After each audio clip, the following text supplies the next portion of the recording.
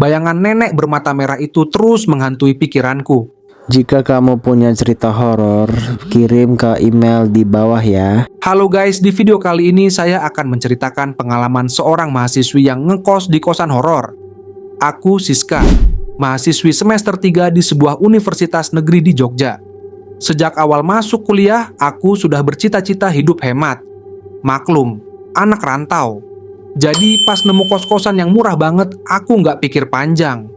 Bayangin aja, cuman 400.000 per bulan. Tapi murah ada harganya. Kosanku ini ada di ujung gang kecil yang sepi banget. Dari 5 kamar yang ada, cuma kamarku yang terisi. Awalnya aku ngerasa bebas, nggak ada yang bakal ganggu kalau aku pulang larut atau pas lagi mau berisik di kamar. Tapi kebebasan itu nggak bertahan lama. Malam pertama di kos itu sebenarnya biasa aja. Aku sempet denger suara tikus di plafon, tapi nggak kaget. Kos murah, wajarlah kalau ada binatang nggak diundang. Tapi sekitar jam 2 pagi aku terbangun. Nggak tahu kenapa rasanya kayak ada yang manggil pelan. Siska, Aku langsung buka mata tapi nggak ada siapa-siapa. Suara itu kayak datang dari jendela. Kos ini jendelanya menghadap halaman belakang yang gelap banget. Nggak ada lampu sama sekali. Aku cuma bisa duduk di tempat tidur, merhatiin jendela itu sambil jantungku berdetak kencang. Pas aku coba tidur lagi, tiba-tiba ada suara langkah kaki dari lorong. Pelan, tapi jelas banget. Aku mikir, masa iya ada orang jam segini? Kan cuma aku yang ngekos di sini. Tapi aku nggak berani keluar kamar. Penampakan. Pertama keesokan paginya, aku ketemu Bu Sri, ibu kos yang tinggal di rumah depan. Aku cerita soal suara langkah itu. Dia cuma senyum tipis dan bilang, "Mungkin kucing, Mbak. Jangan dipikirin." Ya, jawabannya aneh banget. Malamnya, aku coba lebih santai. Aku pasang headset dan streaming film biar nggak keinget suara langkah itu. Tapi saat aku lagi asik, lampu kamar tiba-tiba mati. Gelap total. Aku langsung buka headset dan di tengah gelap itu, aku dengar suara pintu kamarku pelan-pelan ngeretak, kayak ada yang mau buka dari luar. Aku berdiri dengan badan gemetar, tanganku otomatis ngunci pintu dari dalam. Tapi pintunya nggak berhenti ngeretak. Suara itu makin keras, sampai akhirnya semuanya berhenti. Aku nggak tahu dari mana keberanianku muncul, tapi aku nekat nengok ke jendela. Dan di situ, aku lihat sosok nenek berdiri di halaman belakang. Rambutnya putih panjang, tubuhnya bungkuk, dan yang bikin aku hampir teriak, matanya merah menyala. Dia cuma berdiri diam, tatapannya lurus ke arahku. Aku nggak bisa ngapa-ngapain, cuma nutup mata sambil terus baca doa apa aja yang aku hafal. Saat aku buka mata lagi, nenek itu udah nggak ada. Tapi aku tahu, ini baru permulaan. Setelah kejadian malam itu, aku nggak bisa tidur nyenyak. Bayangan nenek bermata merah itu terus menghantui pikiranku. Tapi aku tetap bertahan. Mau pindah kos? Duitku pas-pasan, dan aku nggak mau ngerepotin orang tua di rumah. Gangguan yang makin parah. Seminggu setelahnya, gangguan di kos itu makin sering terjadi. Setiap malam, selalu ada suara langkah di lorong, ketukan pelan di pintu, atau suara berbisik di jendela. Awalnya aku mikir itu cuman halusinasi karena stres. Tapi lama-lama aku yakin ini bukan cuman imajinasiku. Malam itu, sekitar jam 1 pagi aku baru selesai belajar dan mau tidur. Baru aja aku rebahan, tiba-tiba aku dengar suara ketukan dari lemari di sudut kamar. Aku langsung duduk, badan rasanya lemes. Lemariku nggak pernah aku buka karena kosong. Jadi siapa yang ngetuk dari dalam? Ketukan itu berhenti, tapi diganti suara pelan, seperti sesuatu sedang diseret di lantai. Aku memberanikan diri menyalakan senter HP dan mendekat ke lemari. Tapi sebelum aku sempat buka pintunya, suara berbisik terdengar lagi. Kali ini jelas banget. Siska, buka pintunya, A. Aku langsung mundur, hampir jatuh karena saking paniknya. Sosok di lorong besoknya, aku cerita ke temenku Rani. Dia anak asli Jogja dan ngerti soal hal-hal mistis. Dia bilang, kalau ada suara minta dibukain pintu, jangan pernah dibuka. Itu makhluk halus mau masuk ke kamu. Kata-katanya bikin aku makin takut, tapi aku nggak tahu harus gimana.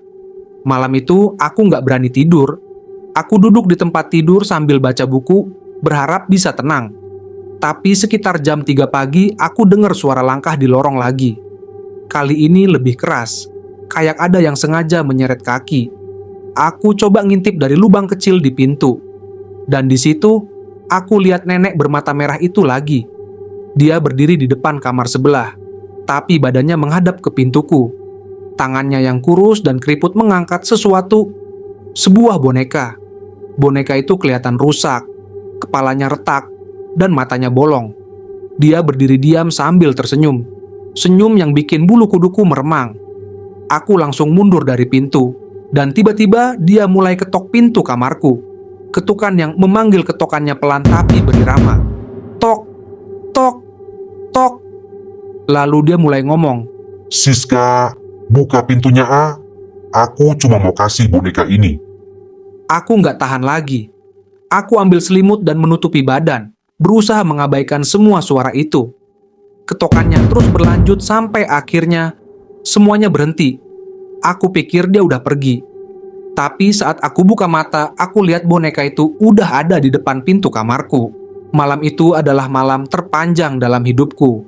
Suara nenek itu terdengar semakin dekat, sementara Rani terus membaca doa di sampingku. Boneka itu tergeletak di lantai, seperti benda mati biasa, tapi aku tahu ada sesuatu yang mengerikan di dalamnya. Gangguan yang memuncak ketukan di pintu semakin keras, seperti ada yang menggedor-gedor dengan kekuatan penuh. Aku dan Rani hanya bisa saling berpandangan, mencoba mencari cara agar selamat.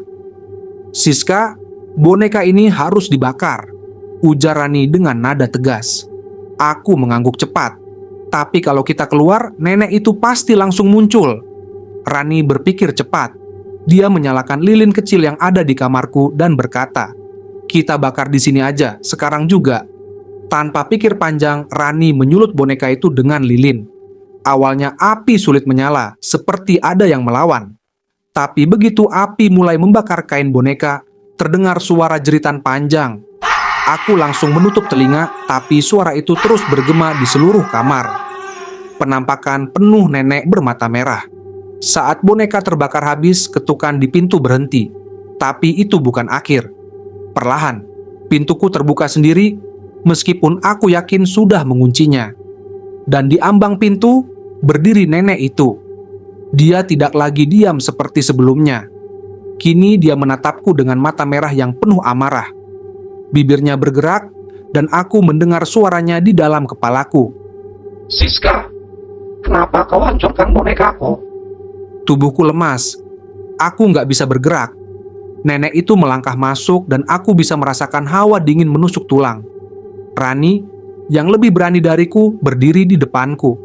Dia membaca doa dengan suara lantang, meskipun nenek itu terus mendekat. Tapi setiap kali Rani membaca doa, nenek itu seperti kesakitan. Akhir yang menegangkan dengan sisa tenaga, Rani mengambil segelas air yang sudah dia doakan sebelumnya dan menyiramkannya ke arah nenek itu. Jeritan panjang terdengar lagi dan perlahan nenek itu menghilang, seperti asap yang tertiup angin. Aku langsung jatuh terduduk. Air mataku tumpah. Rani menarik napas panjang dan berkata, "Sudah selesai Siska, dia nggak akan balik lagi." Pindah dari kos keesokan paginya, aku langsung mengemasi barang-barangku. Aku nggak peduli lagi soal murah atau hemat. Aku harus pindah dari kos itu. Sebelum pergi, aku sempat bertanya sekali lagi ke Bu Sri tentang nenek itu. Dia akhirnya mengaku, "Dulu nenek itu penghuni kos ini, Siska. Dia meninggal sendirian di kamar yang sekarang kamu tempati. Boneka itu satu-satunya yang dia punya sampai akhir hidupnya." Aku pergi dengan hati yang masih diliputi ketakutan. Tapi satu hal yang pasti, aku nggak akan pernah lupa pengalaman itu. Dan sampai sekarang, setiap kali aku mendengar suara ketukan pelan di malam hari, aku selalu merasa nenek itu masih mengawasiku.